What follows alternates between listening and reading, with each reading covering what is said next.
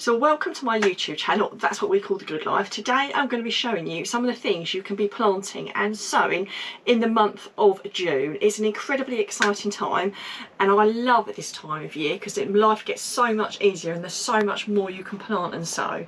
Now let's get started. So my name's Susie and I'm going to take you through a journey through my home garden and my allotment.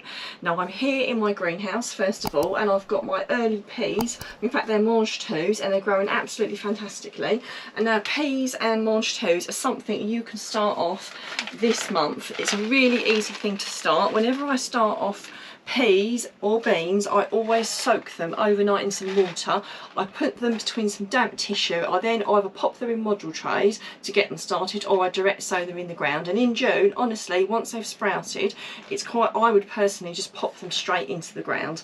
As you can see, these are absolutely fantastically, but they will only last for so long. So peas are a great thing to successional sow and something well worth popping in your garden, because you can eat the peas, you can also eat the pea shoots, which are also really lovely as well.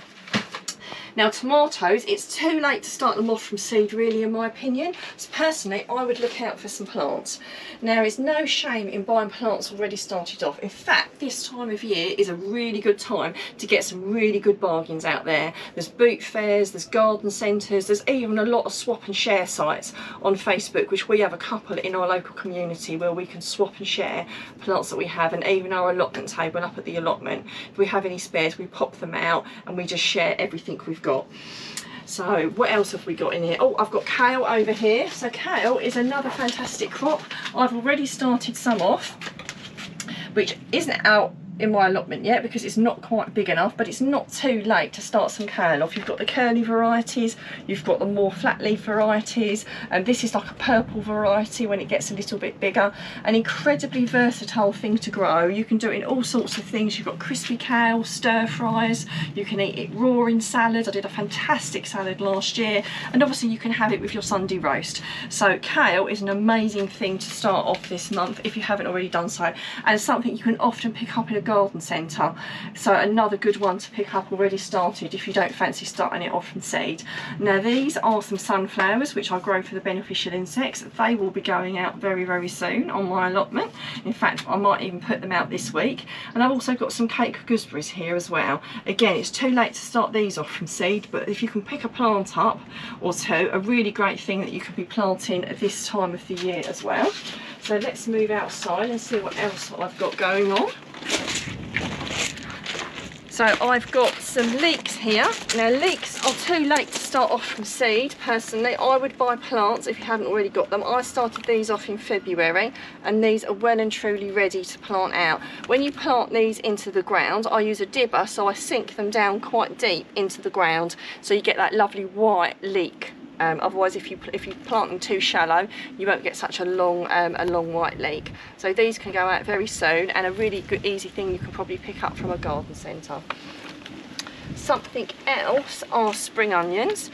So spring onions I always find quite tricky to grow, so I always start them off in a little pot like this, and then I pop these into the ground. Now unlike leeks that you sink down really deep, you do just literally plant them just in the ground. I've got some over here that I did exactly that with a little while ago. So as you can see, they start off like this in a little pot. I then transplant them and I pop them in the ground like that. So yeah, so spring onions are a really easy thing to do, and they grow reasonably quickly as well, so well worth giving those a go if you haven't got some already. And even if you have got some like me, these won't be too long and I would have finished all these off and then I'll need some more. So something else you can start off this month, or you can pick up some plants, and often again you can get some real bargains in the garden centres and the boot fairs, or beans. Now obviously you've got your runner beans, which are quite nice to grow the multicoloured bloom ones, so you get slightly different varieties, and also the climbing French beans. Personally, with French beans I always go for climbing ones because you just get so much more because they climb up. Again, a similar thing with the peas. If you're starting them off, I soak them overnight in some water, I drain them, I put them between some damp tissue, I wait for them to sprout. Now you can put them in module trays, but because it's so warm, personally I would just pop them straight in the ground and just let them grow. And then obviously pop your canes in, because they will need some support, because they are obviously going to grow up, and you need your wigwam or something there so that they can grow up it. I've seen people grow their beans up, all sorts of weird and wonderful contraptions, and they all work, quite frankly, so each to their own. Herbs. Now, herbs often get discounted, but we eat a lot of herbs in our household. In fact, as the years go on, I eat more and more herbs.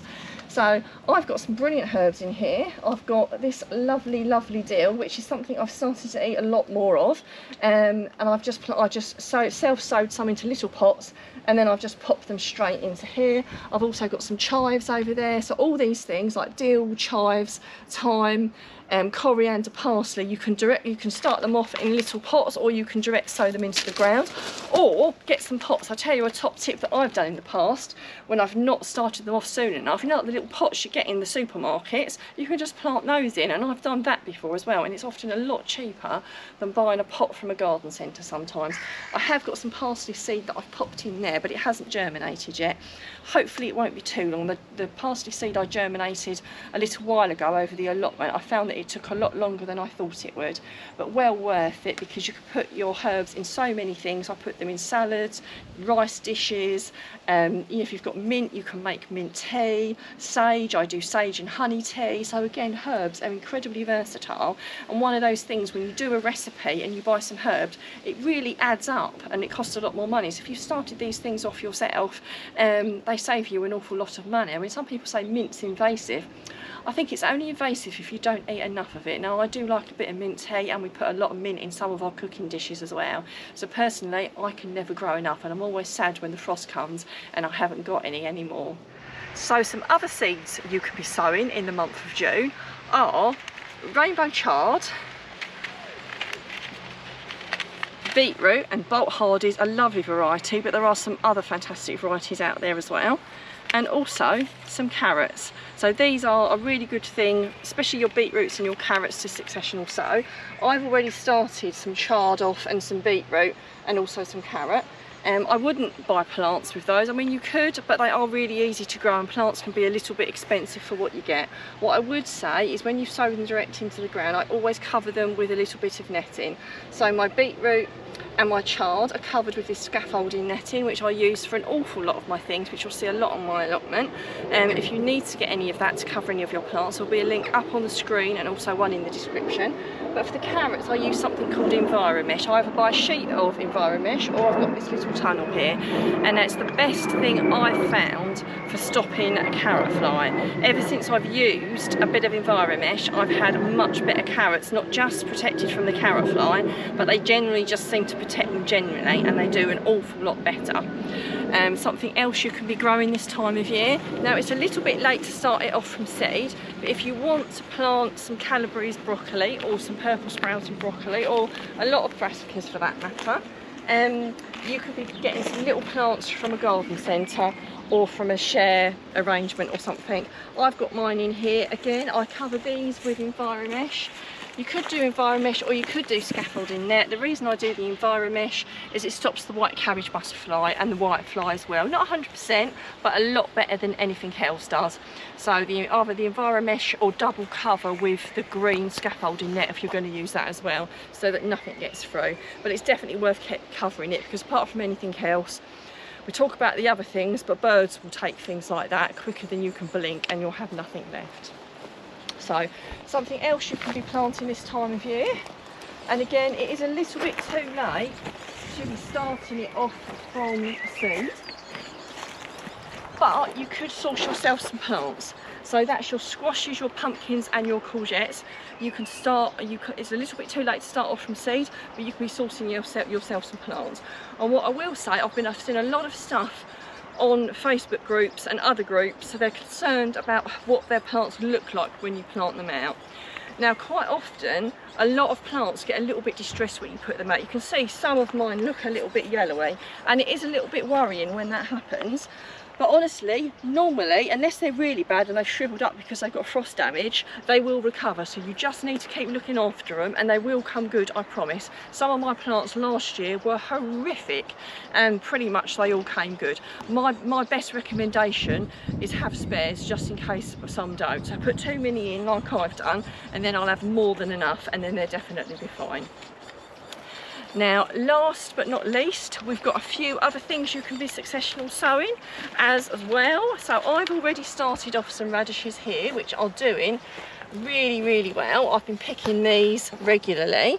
I'll pick out the biggest ones and then I'll let the smaller ones get bigger. But radishes are another really good one that you can sow this month, and really good to successional sow because they go too far. They're ready and then they can bolt and get really tough and horrible. So radish is another good one. Oh, and fennel, don't forget lovely fennel. I love Florence fennel, and one of my favourite things, the bulb fennel variety. That's something that's a really good month to start this off because they say it's less likely to bolt.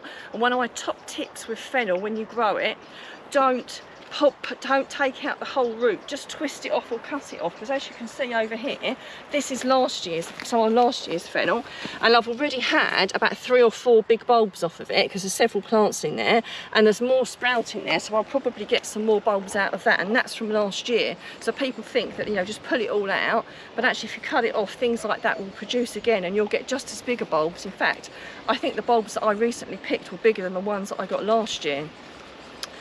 And the last thing, the very last thing I'm going to be popping in are some salad. Now I love the cut and come again variety, which is this variety here. I get a mixture of green and red, although there always seems to be more green than there is red. And I successional sow this because although this is looking absolutely fantastic at the moment, it bolts really easily. I had some mustard streaks here. Unfortunately that had bolted really quickly because sometimes it gets a little bit too hot like it's been, it gets a bit distressed and it bolts and then it doesn't taste as nice. So I'm going to be popping some more of this cut and come again lettuce in because I find it terribly reliable. Now this is called Salad Bowl Red and Green Mix. I love it so much. I'm going to put a link up on screen and one in the description if you'd like to get that for yourself. Now if you're wondering what else you can be doing on your plot, if you're wondering what my top 5 quick vegetables are that I can grow, I've got a link for that too. There'll be one up on the screen and one in the description.